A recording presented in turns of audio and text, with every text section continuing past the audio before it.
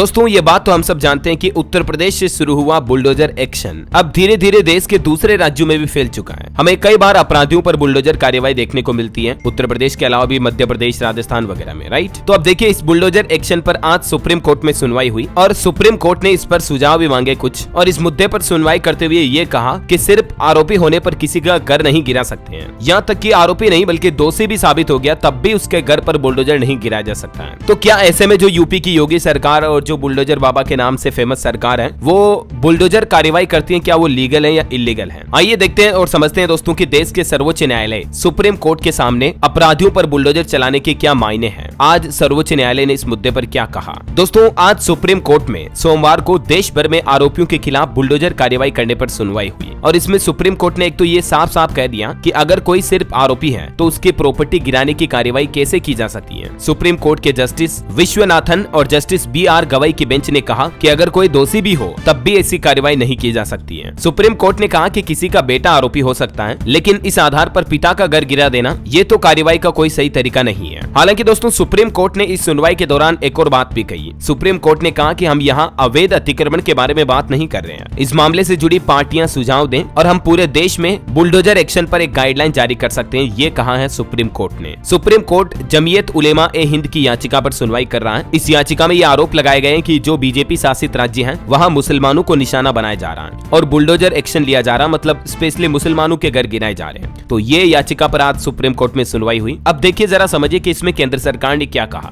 वैसे आपको बता दूं अब इस मामले पर केस की सुनवाई इसी महीने 17 सितंबर को होगी, ठीक है, लेकिन आज की सुनवाई में क्या कुछ बहसबाजी हुई, क्या कुछ बातचीत हुई, अब जरा समझिए आप। सुप्रीम कोर्ट में दोस्तों आज केंद्र सरकार ने कहा कि किसी भी आरोपी की प्रॉपर्टी इसलिए नहीं गिराई गई क्योंकि उसने अपराध किया, बल्कि आरोपी के अवैध कब्जों पर म्युनिसिपल एक्ट के तहत ये एक्शन लिया गया। ये कहना साफ साफ केंद्र सरकार का। जबकि इधर जमीयत के वकील फारूक रशीद का यह कहना है कि अल्पसंख्यकों का उत्पीड़न करने और उन्हें डराने के लिए ही राज्य सरकारें घरों और संपत्तियों पर बुलडोजर एक्शन को बढ़ावा दे रही हैं। याचिका में ये भी आरोप लगाए गए कि सरकारों ने पीड़ितों को अपना बचाव करने का मौका ही नहीं दिया, बल्कि कानूनी प्रक्रिया का इंतजार किए बिना ही पीड़ितों को तुरंत सजा के तौर पर घरों के ऊपर बुलडोजर चलवा दिया। अभी तक दोस्तों 3 ऐसे राज्य हैं जहां पिछले 3 महीनों में बुलडोजर एक्शन देखने को मिले। एक घटना पिछले महीने अगस्त की थी जिसमें मध्य प्रदेश के छतरपुर में पुलिस पर पथराव के आरोपी की कोठी पर एक्शन लिया और बुलडोजर चलाया गया। अगस्त महीने की ही एक और घटना राजस्थान के उदयपुर में 2 बच्चों में चाकूबाजी के बाद जो माहौल काफी खराब हो गया था, आपको पता होगा, तो इस घटना में भी आरोपी के घर बुलडोजर चला।